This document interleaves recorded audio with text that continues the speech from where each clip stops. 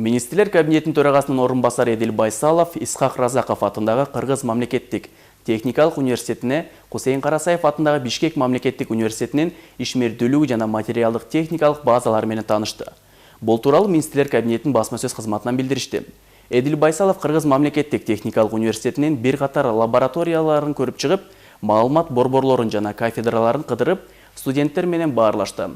Министрлер кабинетinin башчысынын орынбасары профессордук окутуучулук жааматы менен жолугушууда окуу процессин сынга алып, бүтүрүүчүлөрдүн учурдагы билими жана жогорку окуу жайлардын окуу программалары экономиканын жана рыноктун заманбап талаптарына жооп бербей тургандыгын белгиледи.